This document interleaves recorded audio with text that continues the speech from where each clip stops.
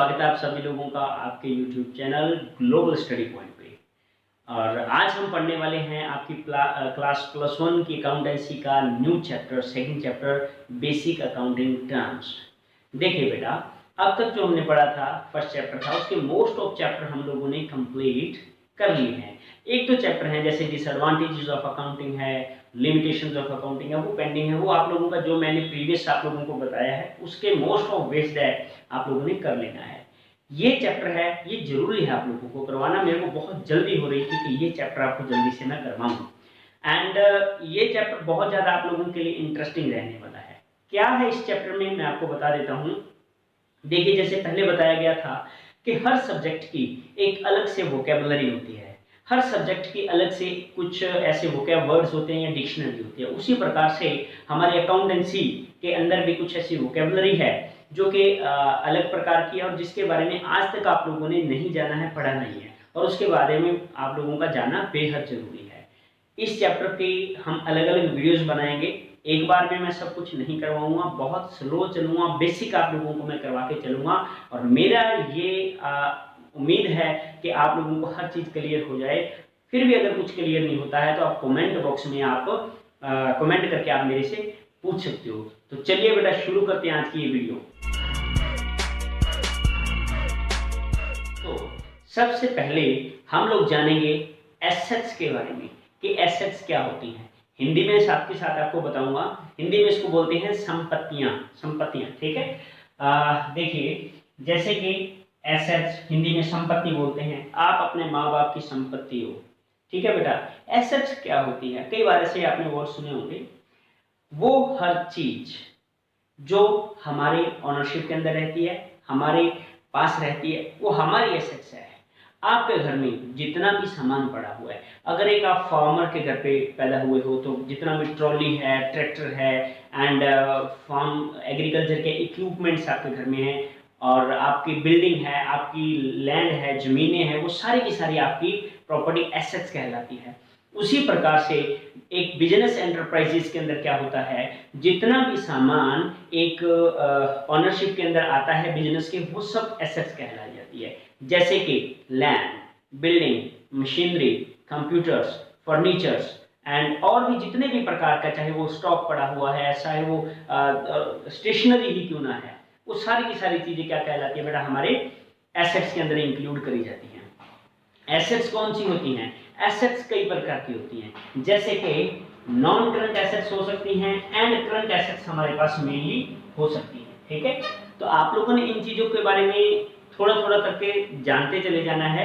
जहां भी आपको लगे कि ज्यादा हो रहा है, आप मेरे को बता दीजिएगा कमेंट बॉक्स में।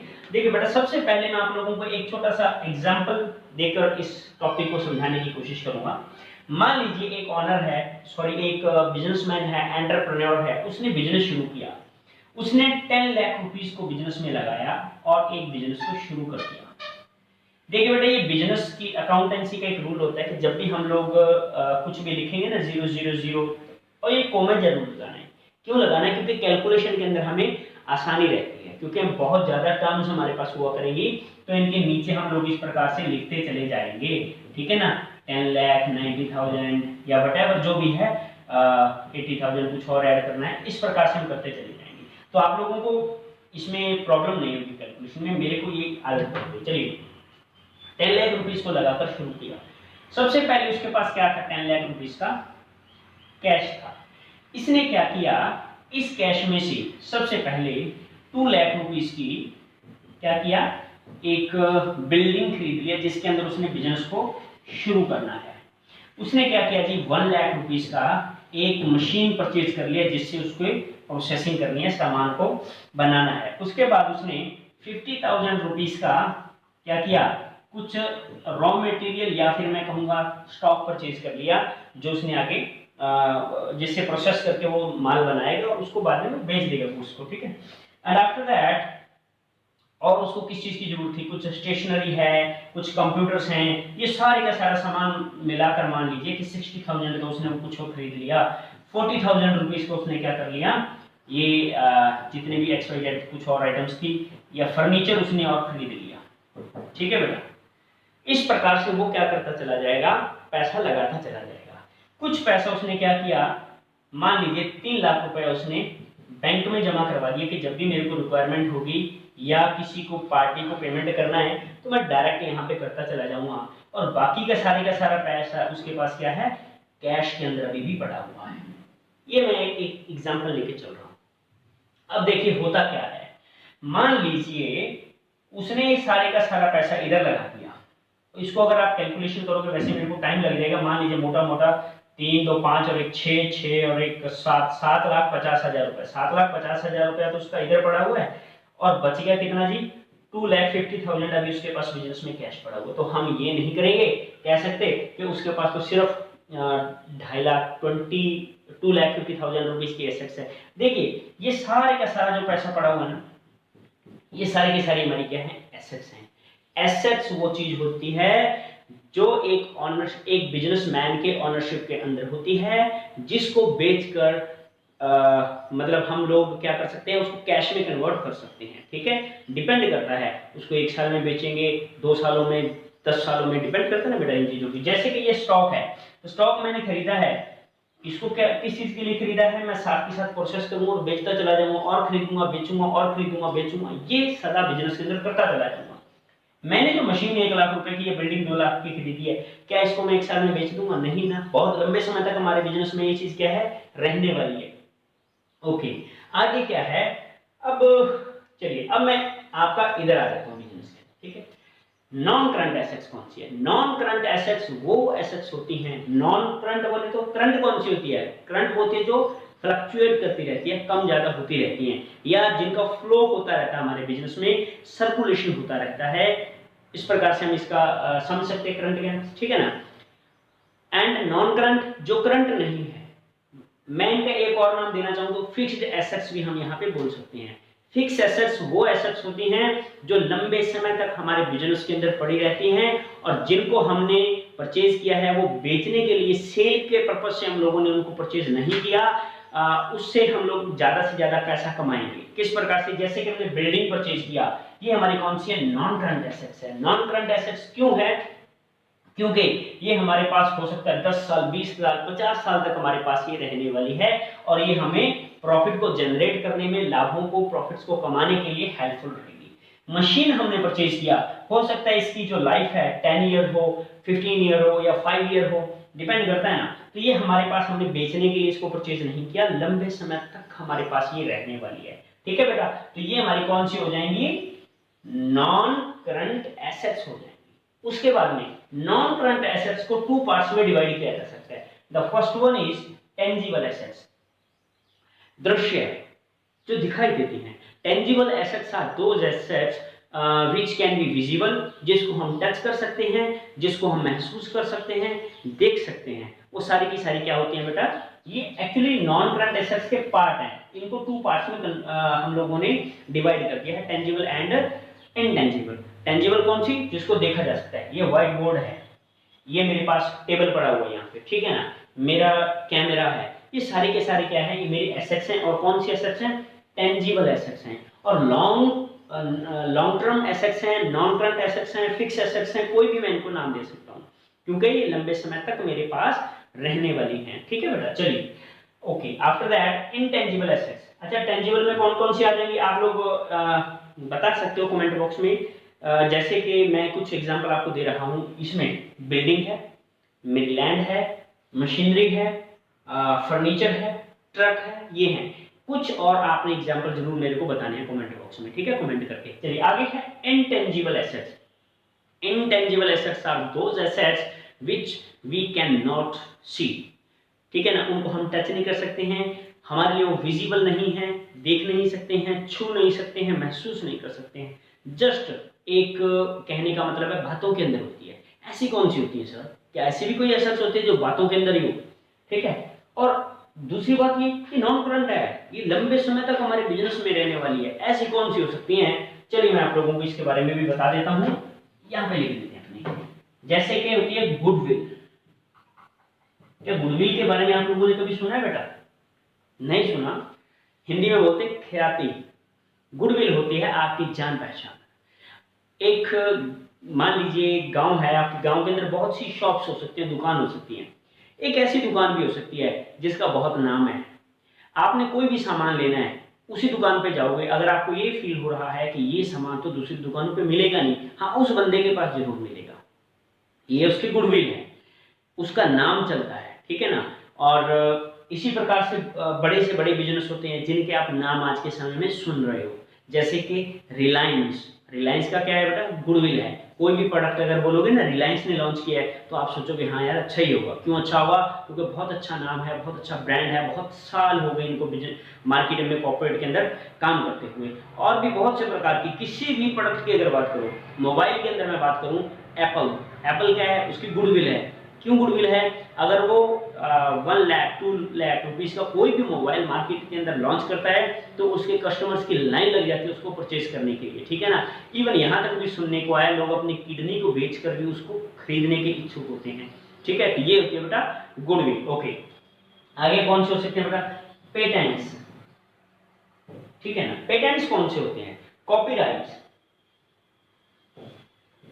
ये ऐसे वर्ड्स हैं जो धीरे धीरे हम लोग सीखते चले जाएंगे, जल्दबाजी नहीं करेंगे। पेटेंट्स कौन से होते हैं, फॉर एग्जांपल मैंने किसी प्रोडक्ट का इन्वेंशन किया, मैंने कोई सामान बना लिया, मैंने उसको रजिस्टर करवा लिया, पेटेंट करवा लिया। पेटेंट क्यों करवाया, ताकि इन फ्यूचर मेरे जैसा प्रोडक्ट कोई और बंदा ना बना सके, सेम मेरी टेक्नोलॉजी से, ठीक है बेटा। जैसे फॉर एग्जांपल जिसने भी फॉर एग्जांपल किसी चीज़ का इन्वेंशन किया, सोलर, जैसे कि सोलर ये जो हमारे घर के ऊपर शीट लगती है, इस प्रकार का किसी भी चीज़ का इन्वेंशन कर दिया, अगर मैंने भी वो सेम चीज़ बनानी है तो मेरे को क्या करना पड़ेगा, उस टेक्नोलॉजी, जिस भी वो टेक्नोलॉजी का पेटेंट किसी भी व्यक्ति ने करवाया हुआ है, वो साइंटिस्ट हो सकता है, वो इंजीनियर हो सकता है, कोई भी हो सकता है, तो मेरे को सबसे पहले उस टेक्नोलॉजी को परचेज करना पड़ेगा और उसके लिए कुछ चार्जेस देने पड़ेंगे, तभी मैं उस चीज़ को क्या कर सकता हूँ बेटा, प्रोडक्शन कर सकता हूँ, अदरवाइज नहीं। और कॉपीराइट्स क्या होता है, फॉर एग्जांपल मैंने कुछ रिटन वर्क, मैंने कुछ बुक लिख दिया, मेरी बुक की कोई कॉपी ना कर पाए, इसीलिए मैंने इसका कॉपीराइट करवा लिया, वो मेरे अधिकार में है, वो मेरे राइट्स के अंदर है। और अगर कोई भी उसको कॉपी करेगा तो उसके ऊपर मतलब केस हो सकता है, फाइल इशू हो सकता है। और इसी प्रकार से जैसे कि सॉन्ग्स आते हैं तो इनके ऊपर भी बेटा कॉपीराइट्स होते हैं, कोई म्यूजिक बना रहा है, धुन किसी ने बना दी, इनके ऊपर भी कॉपीराइट्स होते हैं, ठीक है। ये भी क्या होते हैं, हमारी एसेट्स होती हैं जो लंबे समय तक हमारे पास रहती हैं, फिक्स एसेट्स होती हैं, नॉन करंट एसेट्स होती हैं, but these are included in intangible assets। Clear है, चलिए आगे है बेटा करंट एसेट्स। करंट एसेट्स वो एसेट्स होती हैं जिनको हम लोग कैश में कन्वर्ट कर सकते हैं विद इन अ ईयर। देखिए बेटा, एक ऑपरेटिंग साइकिल या एक ऑपरेटिंग पीरियड मैं कहना चाहूंगा, ऑपरेटिंग पीरियड होता है मोस्ट ऑफ 1 ईयर का होता है, ठीक है। उस 1 साल के पीरियड के अंदर अगर हम किसी भी एसेट्स को कैश में कन्वर्ट कर देते हैं, उसको बोला जाता है करंट एसेट्स, ठीक है। जैसे कि इसके अंदर कौन सा हो सकता है, इसके अंदर मोस्ट ऑफ स्टॉक ही है बेटा। स्टॉक मैंने एक बार परचेज किया, रॉ मटेरियल, उसको मैंने क्या कर दिया, प्रोसेस करने के बाद में फिनिश्ड गुड्स बनाया, उसको बेच दिया। क्या मैं 1 साल से ज्यादा उसको रखूंगा क्या, नहीं, क्योंकि वो एक्सपायर हो सकता है, खराब हो सकता है। मैंने इसको 1 महीने के अंदर क्या कर दिया बेटा, बेच दिया। इस प्रकार से हमारे बिजनेस में और भी बहुत से इस प्रकार की एसेट्स होती हैं, जैसे कि कैश, ये 2,50,000 पड़ा हुआ है, ऑलरेडी कैश है, इसको कन्वर्ट करने की जरूरत ही नहीं है। बैंक में मेरे पास पैसा पड़ा हुआ है 3 लाख रुपीस, जब मैं चाहूं वहां से पैसा निकलवा सकता हूं ना, तो ये भी मेरी कौन सी है बेटा, करंट एसेट्स मानी जाती है। बिल्स रिसीवेबल्स के बारे में हम लोग इसी चैप्टर में आगे पढ़ेंगे, और मैंने पहले भी बताया हुआ वीडियोस में, हमारे डेटर कौन होते हैं, वो लोग जिनसे हम लोगों ने पैसा लेना है। अब हमने मान लीजिए किसी व्यक्ति को उधार माल दे दिया, कितने समय के लिए आप उधार दे सकते हो, आपकी जितनी हैसियत है उसके हिसाब से। आप मोस्ट ऑफ क्या होता है, बड़े से बड़ा बिजनेसमैन भी 2, 4, 5, 7 ज्यादा से ज्यादा 1 महीना के लिए उधार देता है। उसके बाद अगर एक दुकानदार है छोटा सा, उसके पास भी अगर कोई सामान लेने के लिए आता है तो वो कितने दिनों के लिए उधार दे सकता है, हो सकता है सैलरी तक 1 महीने तक उधार दे देगा, भैया जब मेरे पैसे आ जाएं मेरे को दे देना, या जब आप अपना अगर किसान हो तो सामान को बेचकर मेरे को पैसे दे देना, अपनी फसल को बेचकर। ऐसा तो नहीं है 1.5-2 साल तक आप दे देना भैया, कोई बात नहीं, ऐसा नहीं है ना। तो इसीलिए जितने भी मेरे डेटर्स होते हैं उनको क्या करंट एसेट्स के अंदर काउंट किया जाता है। बिल्स रिसीवेबल भी कुछ वैसे ही होते हैं, मेरे डेटर्स ही होते हैं एक प्रकार से। इनके बारे में आगे हम जानेंगे। Wasting assets, wasting assets are those assets which are going to their value is going to reduce day by day and they are valueless। जैसे कि बेटा तेल का कुआं, ठीक है ना, ऑयल वेल जो होता है वहां से हम तेल निकालते रहते हैं, जैसे जैसे तेल निकालते रहते हैं उसकी क्या होती है, जो वैल्यू होती है वो डाउन होती चली जाती है और at the end of the time उनकी वैल्यू जीरो हो जाती है, कुछ भी नहीं रहती है। जैसे कि कोयले की खान या किसी भी चीज की खान, वो भी वेस्ट हो जाती है, इसीलिए इसको वेस्टिंग एसेट्स बोला जाता है। Next one, liabilities. लायबिलिटीज क्या हो सकती हैं, इनके बारे में भी हम लोग जानते हैं। देखिए बेटा, लायबिलिटीज को हिंदी में कहा जाता है, क्या कहा जाता है, दायित्व। ठीक है, दायित्व क्या होते हैं या लायबिलिटीज क्या होती हैं? लायबिलिटीज वो हमारी दायित्व सॉरी वो आइटम्स होते हैं जिनको हमने पे करना है। किसको? आउटसाइड हमारे बिजनेस को हम लोगों ने पे करना है या इनसाइड। इनसाइड कौन होता है वो भी मैं बताऊंगा, आउटसाइड कौन होते हैं उसके बारे में भी आप लोगों को बताऊंगा। देखिए बेटा, मान लीजिए बिजनेस ने बाहर से लोन ले लिया। किस प्रकार से पैसा ले सकता है? लोन के द्वारा मिल पैसा ले सकता है, किसी से उधार ले सकता है, क्रेडिट के ऊपर बैंक से ले सकता है ना, उधार के रूप में ले सकता है। लोन और क्रेडिट में थोड़ा सा यहाँ डिफरेंस रहेगा, उसके बारे में हम धीरे धीरे जानेंगे। और कहां से पैसा ले सकता है? डिबेंचर से। एक कंपनी के अंदर होता है बेटा, एक टर्म होती है डिबेंचर। शेयर के बारे में सुना होगा आप लोगों ने, नहीं सुना तो अब सुन लोगे। शेयर या डिबेंचर को इशू करके एक जो कंपनी होती है वो पैसे लोगों से ले लेती है। शेयर नहीं, डिबेंचर यहाँ पे हमारे लिए क्या हो जाएगा? लायबिलिटी हो जाएगा। लायबिलिटी वैसे तो वो शेयर्स भी रहने वाले हैं। तो चलिए, लायबिलिटी, लायबिलिटी वो टर्म है जो कि एक बिजनेस ने लोगों को, कौन से लोग हैं, बाहर के लोगों को पैसा पे करना है, इसको लायबिलिटी बोला जाता है। लायबिलिटी टू प्रकार की हमारे पास है, डिवाइड कर सकते हैं, non current liability and current liability. Non current liability are those liabilities which we have to pay more then 1 year. ठीक है, जैसे कि बेटा हमने बैंक से पैसा ले लिया, 3 लाख रुपए उधार ले लिया बैंक से, ठीक है, लोन पे ले लिया, और बैंक ने कह दिया कि आप इसको 3 साल के अंदर, within 3 years you have to pay it. Instalment में पे कीजिए, कैसे मर्जी पे कीजिए, 3 सालों के अंदर आप लोगों ने इसको पे करना है। ये हमारे लिए कौन सी लायबिलिटी है? नॉन करंट लायबिलिटी है। नॉन करंट लायबिलिटी के अंदर क्या आ जाता है? Long term loans. देखो बेटा, एक टर्म आएगी यहाँ पे, short term and long term, बार बार ये आने वाली है, short term and long term. इसके बारे में भी आप लोग जान लीजिए। लॉन्ग टर्म, शॉर्ट टर्म का मतलब होगा विद इन 1 ईयर, और इसका होगा विद इन मोर 1 ईयर। ठीक है, more than 1 year. With in 1 year short term, long term more than 1 year. ठीक है बेटा, याद रख लेना इन टर्म्स को। चलो अब यहाँ पे आ जाओ। नॉन करंट लायबिलिटीज के और कौन कौन से नाम हो सकते हैं? इसको हम लोग फिक्स लायबिलिटी तो नहीं बोल सकते, नॉन करंट अभी चलने दीजिए एक बार इसको। लॉन्ग टर्म कह सकते हैं, नॉन करंट कह सकते हैं। चलिए, एक तो इसके अंदर आ गया बेटा लोन, दूसरा इसमें आ सकता है डिवेंचर्स।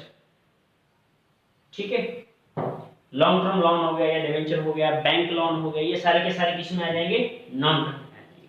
अभी देखिए बेटा, करंट लायबिलिटीज, करंट लायबिलिटी से आपको जैसे नाम से पता चली गया, वो सारी लायबिलिटीज हैं व्हिच वी हैव टू पे विद इन अ ईयर, एक साल के अंदर अंदर पे करेंगे। जैसे कि क्रेडिटर्स, क्रेडिटर्स कौन लोग होते हैं? वो लोग होते हैं जिनको हम लोगों ने पैसा देना है, ठीक है, जिनसे हमने कुछ माल उधार खरीदा है और उनको भी पैसा देंगे। दूसरा है बेटा हमारा short term loans. Short term loans कौन से होते हैं? वो वाले लॉन्स जो हमने बैंक से लिए हैं या किसी व्यक्ति से लिए हैं और एक साल के अंदर हम लोगों ने इसको क्या करना है? पे करना है। और क्या आ सकता है? कैश क्रेडिट, कैश क्रेडिट हम लोगों ने बैंक से लिया हुआ है। और क्या आ सकता है इसमें बेटा? बैंक ओवरड्राफ्ट, इसको समझ लेना।